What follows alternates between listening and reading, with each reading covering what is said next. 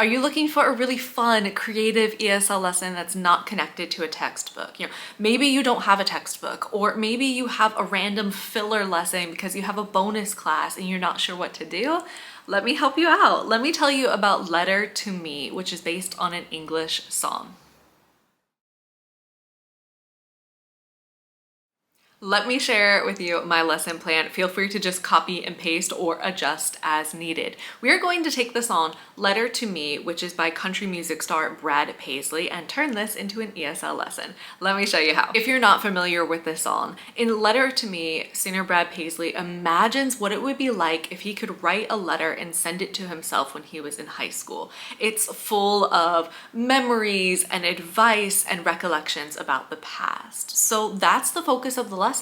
In this lesson, we're talking about comparing the past and the present. We're going to be talking about giving advice to our past selves, regret. That's really the focus of our lesson. Let's go to the warm-up. So for the warm-up, I like to get students talking right from the beginning. So I ask them a question. The question I ask them is, what was the happiest time in your life? So I just give the students a few minutes to discuss with each other, share with their partner what they think the happiest time of their life was. After the warm-up, I usually tell the students what we're going to be doing in this class because most students haven't experienced a class quite like this. So I tell them that we're going to listen to an English song and we are going to learn English and practice English from the vocabulary and from the discussions about the song. Speaking of vocabulary, that's our next step. So I've collected about 10 vocabulary words that one, I think will be helpful to help the students understand the lyrics of the song,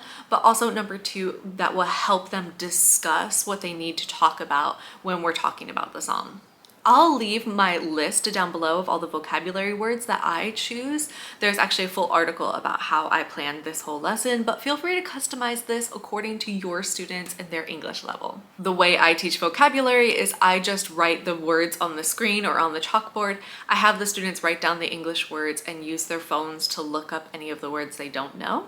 Then we practice the pronunciation and then we talk about any of the more difficult words together to make sure they understand how to use the words before we move on to hearing them and actually practicing with them. So after the students know the vocabulary, then I go ahead and share the lyrics with them. You could do this in a variety of ways. You could actually just print out the lyrics, or you could send it to them electronically. We have group chats for our class, so I just send them a file that has all the lyrics. You can really easily just search online, Letter to Me lyrics, and send them that way. Now, why am I sending the lyrics before we listen to the song? I want to give students the chance to look over the lyrics so that when they're actually listening, maybe they'll be able to practice recognizing some new vocabulary words and maybe they'll be able to follow the song a little bit better. If I just play the song and they have no idea what's going on, it might not be that beneficial or interesting to them. So I usually send the lyrics beforehand. I give them a couple of minutes to just read through the lyrics on their own. If they want to check a couple of words and look up translations, they're free to do that. After a minute or two, I tell the students that we are going to listen to the song together. I usually only play the song one time. I usually find that's enough, but you could repeat it if necessary. Now, you could play the official music video, but I have found that one, it's a little bit dated, and two, I find that students are able to follow along a lot better when it's a lyric video. So I just go on YouTube and I search Letter to Me lyric video, and I find that this is more helpful because students are able to follow along with the lyrics as the song is progressing rather than having to listen to the song and like looking down at the lyrics and listening to the song and watching the video and looking down at the lyrics. I find it just works so much better that they're able to follow along the lyrics because when I used the official music video, sometimes students would get a little bit lost at what part they were at. Maybe they thought they were supposed to go up to the chorus and they went back down. It just seems to flow a lot easier when everyone's able to read along with the lyric video. So that's my suggestion for listening to this song. I also tell the students that it's okay if they don't love the song, if they don't love country music, but we're just trying something new today. We're going to just have fun listening to an English song and then using the song to help us improve our English. That's our end goal here. Now, students have studied the vocabulary and they've looked through the lyrics, we've listened to the song together. Now, I put a couple of questions on the PowerPoint that I want them to consider and discuss with their partner. I usually show them 3 questions, but of course you could customize this if necessary. The first question is, what advice does he give himself? Remember, this song is all about Brad writing a letter to his high school self, and it is full of advice. He says things like, you should take a Spanish class. You should take a typing class. He says, when you're having an argument with your dad, just remember that your dad is right. He says, go hug your Aunt Rita. He says, when you go on a date with this girl, don't forget to fill up on gas because it's going to be really embarrassing when you're on your first date with her and you run out of gas. He just gives all of this sage advice. So I have the students together make a list of all the advice that he gives. And this advice question is just so fun because it's kind of interesting to talk about different things. It really opens the door to talk about things like culture. For example, one of the pieces of advice is that you should take a Spanish class. And I ask the students, why Spanish? Why is that the advice? Why not Japanese? Why not German? Brad Paisley is an American singer, and so in America, English is the primary language, but Spanish is the most common language to be studied in school as a secondary language. And it's really interesting for my students who live in China because of course they speak Chinese, but in most schools, students study English as the foreign language. And in America, we study Spanish. And so it's really fun to talk with them a little bit about the culture of it. He also says take a typing class, and in China, those are not as common, at least not as common as I think they are in America. So we talk a little bit about the cultural differences about American education and Chinese education. It just opens the door for really interesting conversations. So I really love that one. I also love this advice part because they're also very relatable. There are definitely cultural differences, but then there are some relatable points as well. At the very beginning, he says to his younger self that I know you're really sad because you just went through a breakup.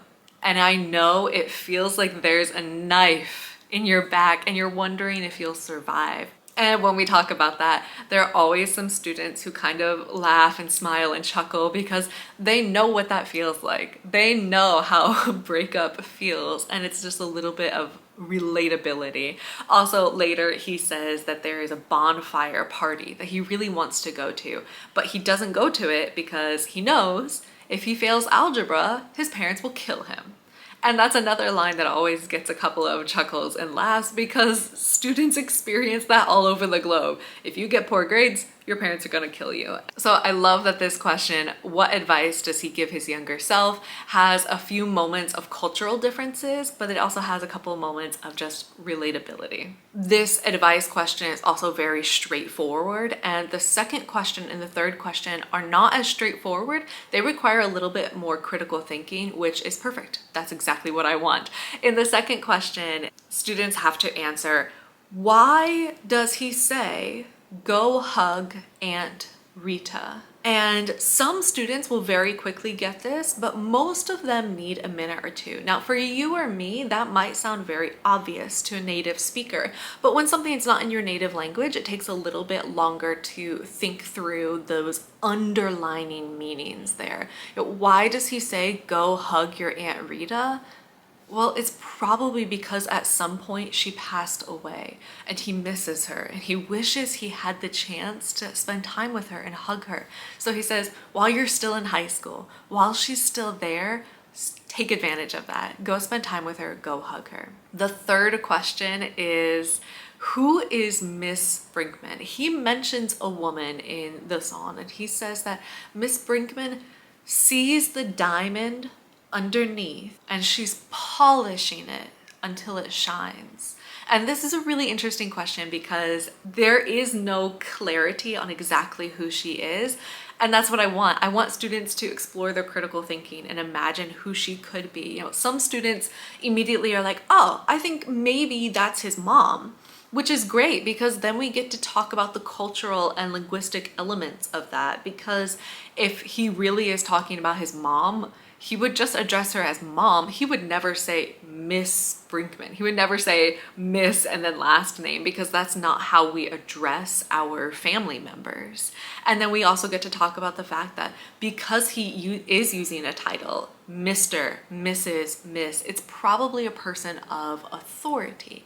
And then we get to talk about that, and we eventually end up at the thing that she's probably a teacher. Again, it's not clearly stated who she is, but she's probably a teacher because of the language that's used, but also because of what that means, that she's polishing until he shines, that she sees something special in him and she sees his potential and she really wants him to be more. Now, this is a very high level question. So if your students aren't at that English level, it's okay, just skip this one. You can ask another question. But I find it really leads to a lot of interesting discussions because it opens up the door for conversations about their own teachers that they've had, you know, the teachers who have made an impact on them and how teachers have influenced them for better or for worse in their educational experience. Now, during this time, students are not just sitting quietly. Students are answering these questions through discussion with their partner. So we're having open communication, a lot of discussion among students,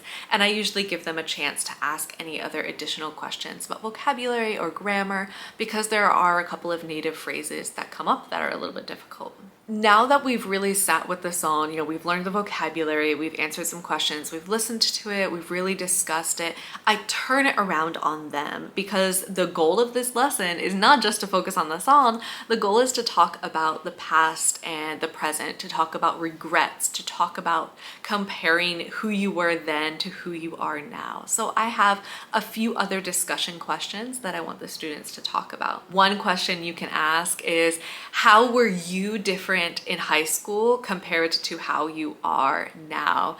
When Brad is talking about the song, he's saying that, you know, I know you feel really disappointed, as he gives advice to his younger self, but he says, don't worry, you should see your kids and your wife. And he kind of points out the differences between how it felt to be in high school and how it feels now. So I ask the students if they've noticed any difference between what they were like in high school and what they are like now in college, because I teach at a university. But you could always change this. You could say, hey, he's looking at the past and comparing the differences. What were you like in elementary school? How have you changed? You know, are you more confident now? Are you interested in different hobbies? How do you spend your time differently? The second question I like to ask is, if you could go back in time to any time of your life, what time would you go back to and why? Now, this is not like, I want to go back thousands of years. This is, what time do you want to go back to in your life? Do you want to go back to elementary school, middle school, high school, when you were 5 years old, when you were 10 years old, and why? I ask the students, do you want to go back to just enjoy the time and enjoy those memories? You know, maybe you want to go back to when you were 7 years old and every day you would just play with your friends and you play with your toys and your grandparents would come spoil you. Or do you want to go back in time so you can change something? So you can have a different relationship with your parents. So you can not be friends with this person or be friends with this person, or you can study harder. So what time do you want to go back to and why? Do you just want to enjoy your time, or do you want to change something about your life? And I just love that so many of these conversations lead to deeper topics. So often in ESL textbooks and ESL lessons, we're just talking about general topics like travel and food, which are great and super useful, but students don't often get the chance to communicate about their own personal lives or their own feelings or opinions on some different, deeper topics. And when you're speaking English, now, are you going to talk about your elementary school experiences in a business email? Of course not. But when you're talking with someone in English, these things might come up. And so I like giving students a chance to practice something a little bit different. And the final question that I ask students is, if you could write a letter to your past self, and I let them choose any time period, what advice would you give yourself? This also works really great as a homework assignment, and often I will have this as a discussion question or as a homework assignment. Write down 3 pieces of advice you would give your past self if you could tell yourself something. If you need to add more to this lesson, you can really go down the road of regret. There are tons of really interesting videos on YouTube where people are interviewed talking about what they consider about their lives and what they regret. There's one great video, I'll try to see if I can find it and link it. They asked people aged 5 to 75 to share something they regret. So it's a really fast video, but it's really interesting to see, what does a 5-year-old regret? What does a 10-year-old regret? What does a 14-year-old regret? What does a 21-year-old regret? What does a 30-year-old regret? 40, 50, etc. And if I have students watch that video, I usually just have them pay attention and write down a couple of things that they heard from the video. But that is the letter to me lesson. Like I said, I just made this because I needed something creative for a filler lesson, but this has become one of my favorite lessons because students reacted so positively to it. I have taught this lesson multiple times now, and hopefully you can use it and really enjoy the time with your students as well. If you have any questions about what I do or how I teach a lesson, you can always leave comments down below. You can send me a private message on Instagram at Atlas Teaching. You can check out the website too for this lesson plan as well as more tips and ideas at atlasteaching.com. But that's all for today. If you try it, I hope it's really enjoyable. I hope your students benefit from it, and I hope I saved you a little bit of time of not having to come up with your own lesson plan. All right, that's all for today. I will see you next time. Bye.